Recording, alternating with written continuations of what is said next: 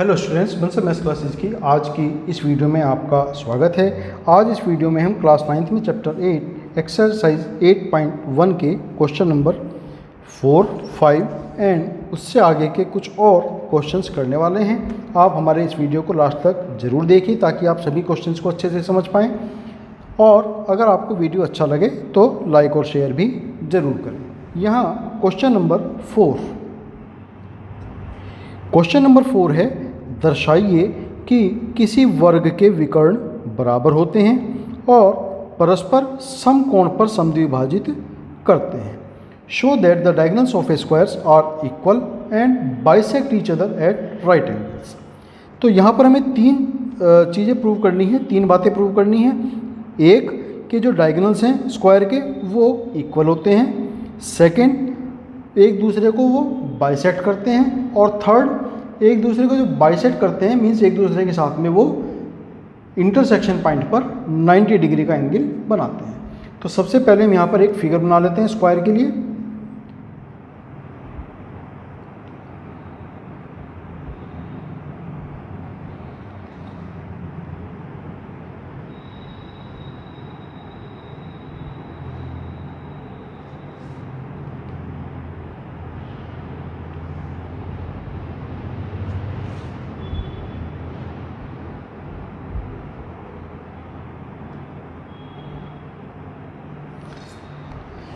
ये एक स्क्वायर है ए, बी, सी और डी, और ये इसके दो डायगोनल्स हैं।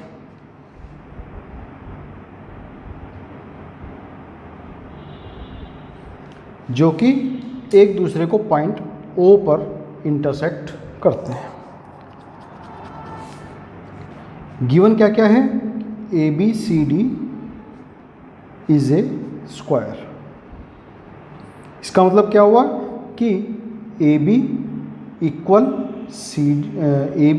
B C equal C D equal D A, और ये सभी आपस में पैरेलल भी हैं।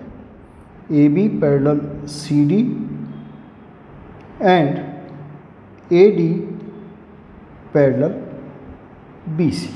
साथ में चारों कोण हमारे 90 डिग्री के हैं। कोण ए इक्वल कोण बी इक्वल कोण सी इक्वल कोण डी, और सभी 90 डिग्री के हैं। तो अब हम इसमें ट्राइंगल लेकर चलेंगे। सबसे पहले मैं ये प्रूव करेंगे कि दोनों डायगोनल्स इक्वल लेंथ के हैं। तो हम ट्राइंगल लेंगे, triangle A C B A और triangle D A B and C B ए।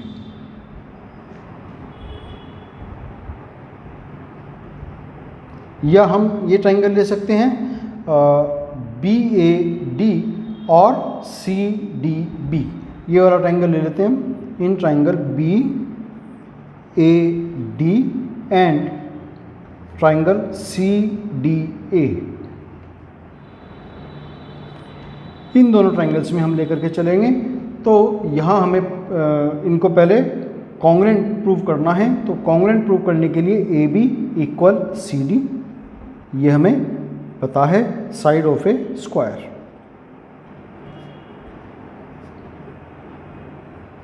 एक चीज़, फिर सेकेंड हमें पता है इसके अंदर कि A D equal D A common है।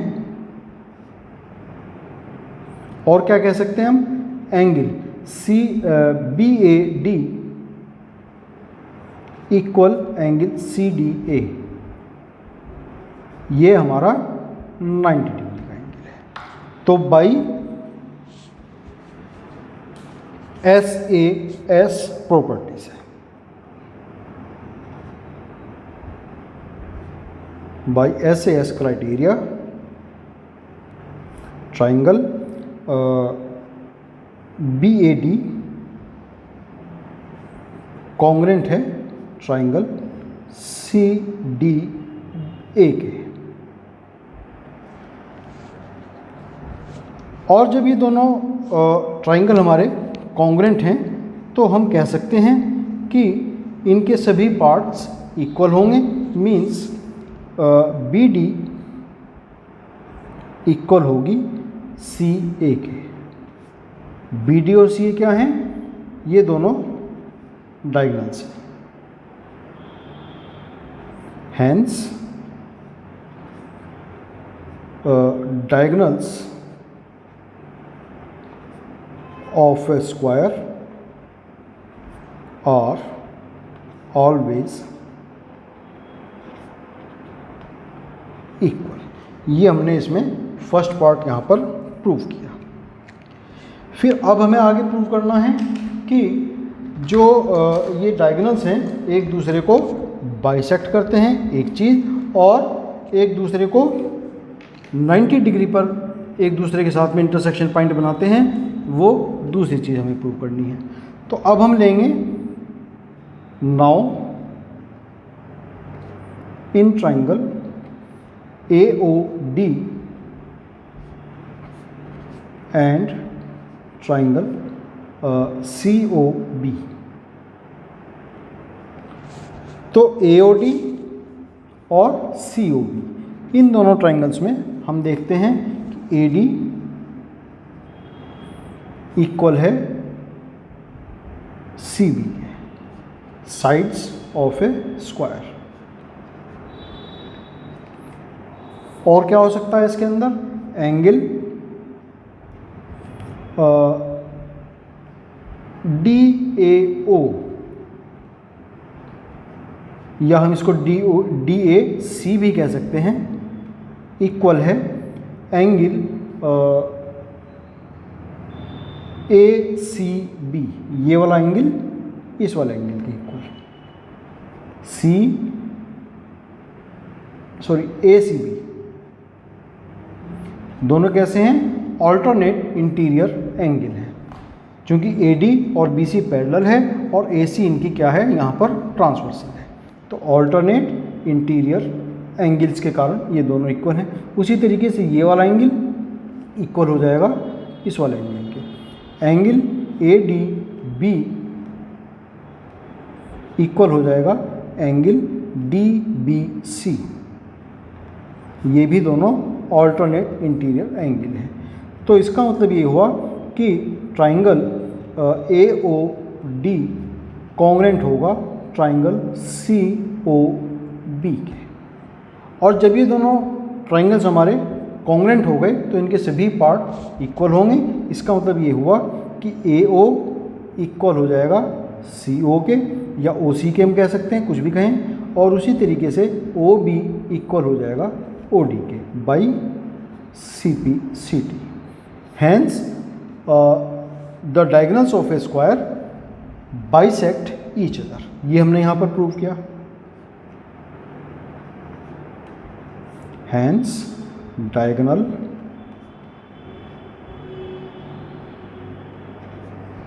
Of a square bisect each other. अब एक चीज़ और रही हमें कि ये एंगल चारों 90 डिग्री के हैं, ये बात हमें और प्रूव करनी है। अब हम लेंगे ट्राइंगल AOB और triangle COB। Now in triangle AOB and COB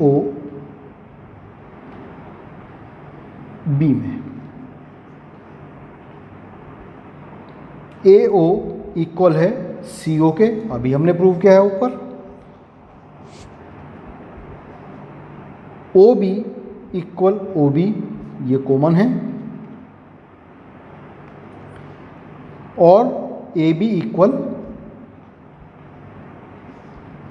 CB, sides of a square. तो by SSS criteria triangle AOB congruent to triangle COB। और जब दोनों ट्राइंगल कॉन्ग्रेंट हो गए तो इनका हर एक पार्ट भी इक्वल होगा, मीन्स एंगल AOB इक्वल हो जाएगा एंगल COB के। लेकिन इन दोनों का सम क्या है 180 है, कंप्लीट लाइन बनाता है स्ट्रेट लाइन AOC मीन्स दोनों ये क्या है यहाँ पर लीनियर पेयर हैं। तो angle AOB plus angle COB equal है 180 डिग्री लीनियर पेयर।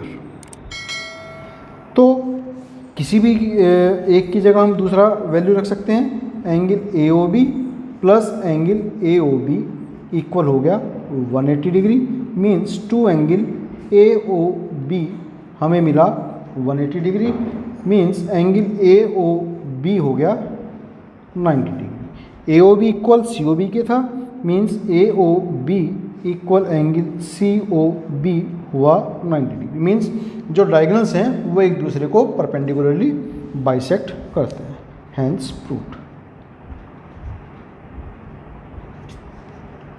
5 है दर्शाइए कि यदि किसी चतुर्भुज के विकर्ण बराबर हों और परस्पर समद्विभाजित करें तो वह एक वर्ग होता है। Show that if diagonals of a quadrilateral are equal and bisect each other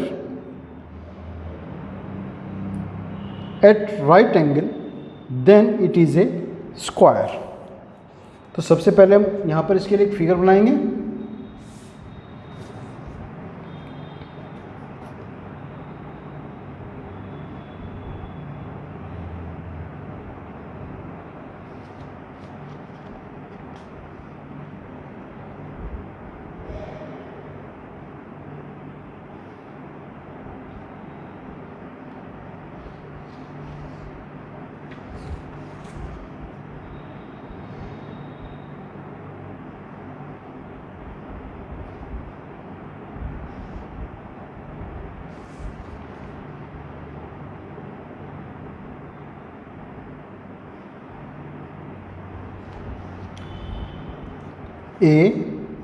ABCD square एक क्वाड्रिलेटरल है और ये दो इसके डायगोनल्स हैं। इसमें हमें गिवन है कि जो डायगोनल्स हैं AC इक्वल BD और क्या गिवन है कि दोनों एक दूसरे को बाइसेक्ट करते हैं 90 डिग्री पर मीन्स ये इंटरसेक्शन पॉइंट है O, OA equal OC, OB equal OD and angle AOB equal है एंगल BOC। उसी तरीके से चारों एंगल ये इक्वल है। यहाँ हमें प्रूव करना है कि ये जो क्वाड्रिलेटरल है ABCD क्या है एक स्क्वायर है। तो स्क्वायर होने के लिए क्या ज़रूरी है कि इसकी चारों साइड्स इक्वल हमें प्रूव कर दें, हम प्रूव कर दें इतना ही पर्याप्त होगा। हालांकि चारों साइड्स ABCD ऐसा कोई क्वाड्रिलेटरल एक और होता है जिसको हम बोलते हैं रोम्बस। तो ये रोम्बस भी हो सकता है लेकिन रोम्बस में जो डायगोनल्स होते हैं वो इक्वल नहीं होते और हमें यहाँ पर गिवन है कि जो डायगोनल्स हैं वो इक्वल हैं। तो अगर हम ये प्रूव कर देते हैं कि चारों साइड्स हमारी इक्वल हैं तो ये रोम्बस की एक प्रॉपर्टी तो होगी लेकिन साथ में ये यहाँ पर हम इसको स्क्वायर प्रूव कर देंगे क्योंकि स्क्वायर ही ऐसा एक क्वाड्रिलेटरल होता है जिसकी चारों साइड्स इक्वल होती हैं और डायगोनल्स उसके जो हैं एक दूसरे को परपेंडिकुलरली बाइसेक्ट करते हैं। तो यहाँ पर जो हमें प्रूव करना है इसमें सबसे पहले हम लेंगे ट्राइंगल AOB और triangle COD। In triangle AOB and triangle COD, AOB और COD इसमें OA इक्वल OC है, ये हमें गिवन है और क्या गिवन है OB इक्वल OD, ये भी हमें गिवन है और एंगल AOB इक्वल है एंगल COD के वर्टिकली अपोजिट एंगल।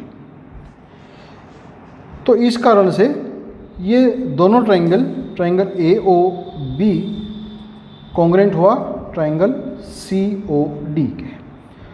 जब दोनों ट्राइंगल्स हमारे कॉन्ग्रेंट हो गए तो मीन्स इनके सभी पार्ट भी इक्वल होंगे, means A B equal C D हो जाएगी।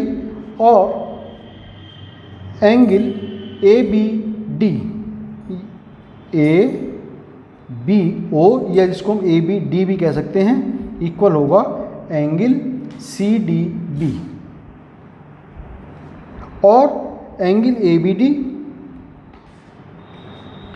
और एंगल सी डी बी, ये दोनों क्या हैं? एकांतर अंतःकोण, ऑल्टरनेट इंटीरियर एंगल्स के हैं। तो अगर ऑल्टरनेट इंटीरियर एंगल्स इक्वल हों तो मीन्स जो साइड्स होती हैं जिनके बीच वो बनते हैं वो पैरेलल होती हैं। तो means A B parallel C D. तो अपोजिट साइड्स यहाँ पर हमने इक्वल प्रूव की और पैरेलल प्रूव की। Means A B C D is a parallelogram. Hence A B C D जो क्वाड्रिलेटरल है वो क्या है? पैरेललोग्राम है। अब अगर इसमें साइड्स की दो भुजाएं ए बी और बी सी जो कि एक दूसरे के एडजेसेंट साइड्स हैं, इनको और इक्वल प्रूव कर दें तो हमारा क्वेश्चन ही कंप्लीट हो जाएगा। तो अब हम लेंगे triangle A O B and triangle C O B. यहाँ पर हम देखते हैं कि ओ ए इक्वल ओ सी, ये हमें गिवन है। O B equal O B common है ये। और तीसरी चीज हम इसमें ले सकते हैं angle A O B equal angle C O B, ये भी हमें गिवन है। तो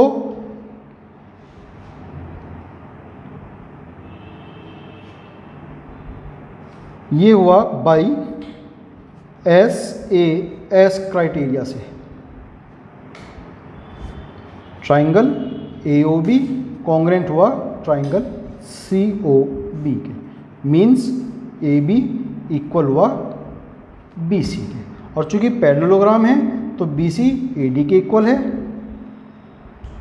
और ए बी को तो हम सी डी पहले ही प्रूव कर चुके हैं इक्वल है। तो मीन्स चारों साइड्स इसकी इक्वल हो गई। Hence A B C D is a square, proved. Next है क्वेश्चन नंबर 6। क्वेश्चन नंबर 6 में समांतर चतुर्भुज ए बी सी डी का विकर्ण ए सी कोण ए को समद्विभाजित करता है, जैसा कि इस फिगर में दिखाया गया है। तो दर्शाइए कि वह कोण सी को भी, इसको तो समद्विभाजित कर ही रहा है, हमें सिद्ध करना है कि वो कोण सी को भी समद्विभाजित करेगा। और सेकंड कि ए बी सी डी एक रोम्बस है, ये यहाँ पर हमें इसमें प्रूव करना है। Diagonal A C of a parallelogram A B C D bisect angle A, then prove that this diagonal A C also bisect angle C and A B C D is a rhombus. तो ये prove करने के लिए सबसे पहले हम देख करके चलेंगे कि चूंकि ए बी सी डी एक समांतर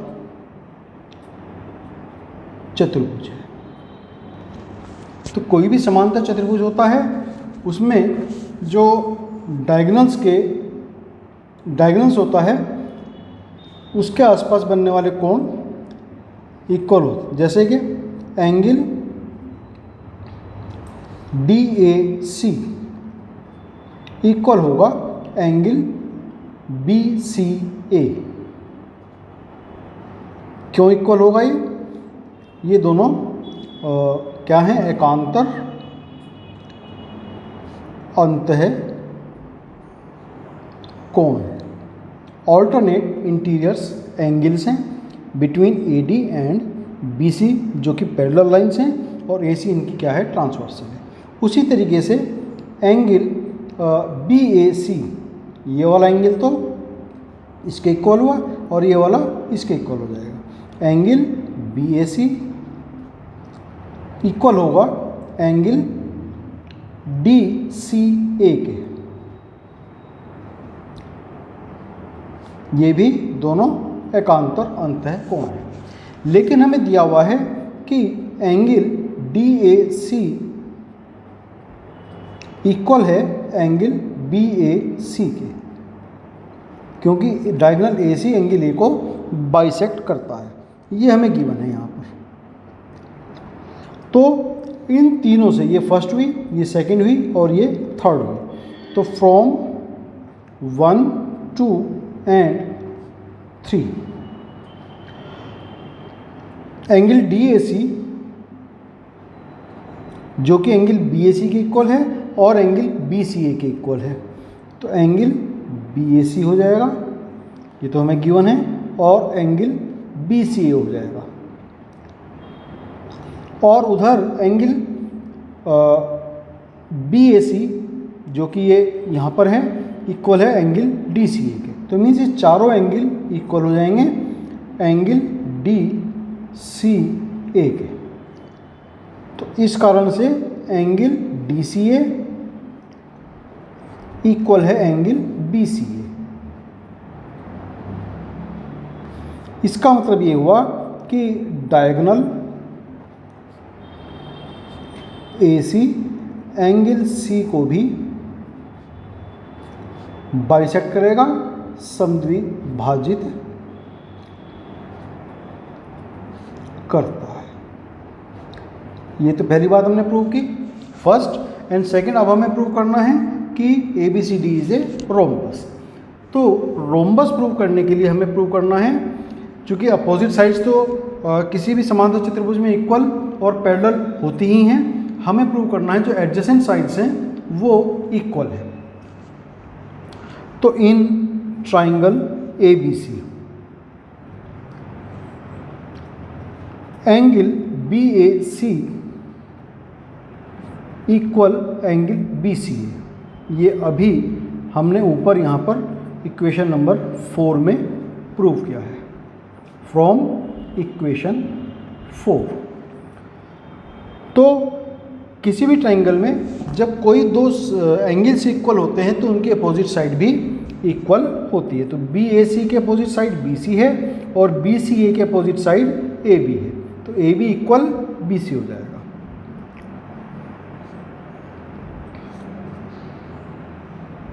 opposite side of equal angles, तो A B equal B C हो गया। Similarly A D equal C D हम प्रूव कर सकते हैं। तो hence A B equal B C equal C D equal D A. तो हम कह सकते हैं कि ए बी सी डी एक रोम्बस है, एक समचतुर्भुज है। ये सेकंड प्रूफ हुआ।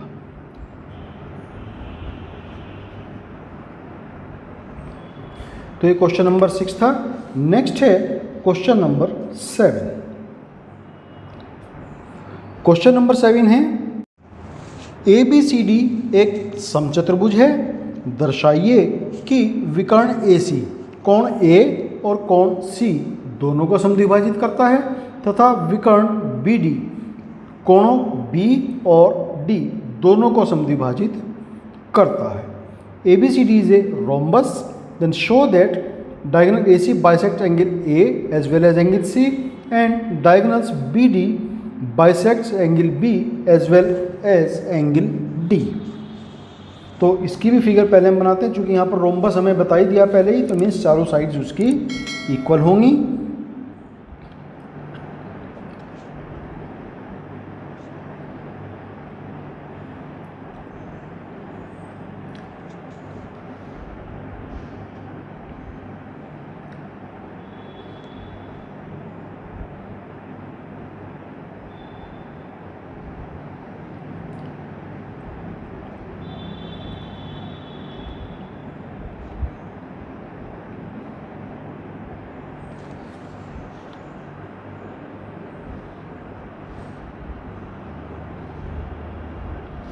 ये रोम्बस है A B C and D, ये इसके दो डायगोनल्स हैं।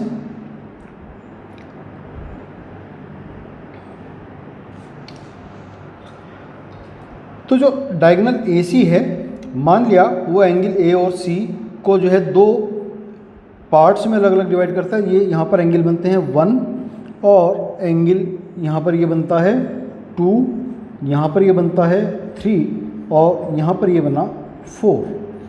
ये 4 एंगल हमें यहाँ पर मिले हैं।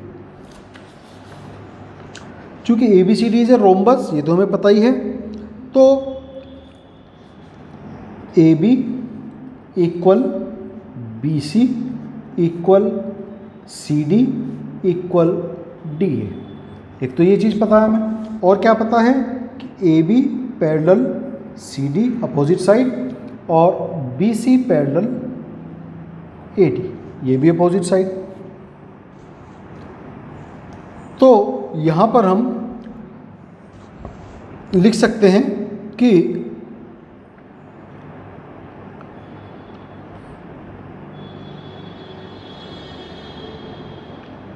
Angle in triangle A B C, angle 1 equal angle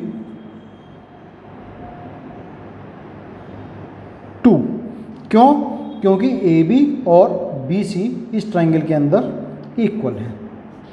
तो यहाँ पर हम लिखेंगे एंगल अपोजिट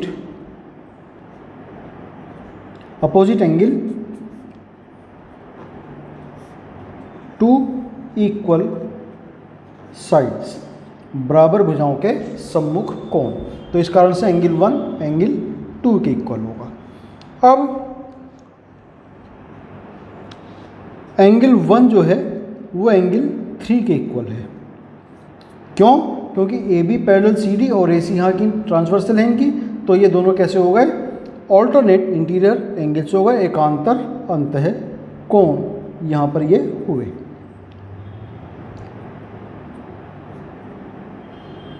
और उसी तरीके से एंगल 2 भी इक्वल होगा एंगल 4 के, ये भी एकांतर अंतः कोण है। लेकिन एंगल 1 एंगल 2 के इक्वल है, यहाँ हमने इक्वेशन 1 में प्रूव किया है और ये दोनों इक्वेशन नंबर 2 हैं। तो from 1 and 2 we can say कि angle 1 equal angle 2 equal angle 3 equal angle 4, means angle 1 equal angle 4 and angle 2 equal angle 3, means AC जो डायगोनल है, विकर्ण AC एंगल A को और एंगल C को समद्विभाजित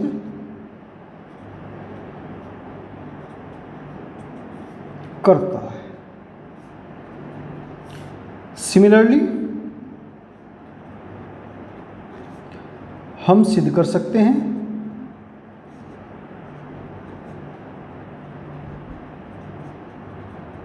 कि विकर्ण B भी एंगल B व एंगल D को समद्विभाजित करता है। तो स्टूडेंट्स, ये हमने आज इसके क्वेश्चन नंबर 4, 5, 6 और 7 के। नेक्स्ट वीडियो में हम इसके कुछ और क्वेश्चंस लेकर के आएंगे, तो आप हमारा नेक्स्ट वीडियो भी देखना ना भूलें, वो भी बड़ा इंटरेस्टिंग वीडियो होने वाला है। तब तक के लिए आपको शुभकामनाएं और आपका बहुत धन्यवाद।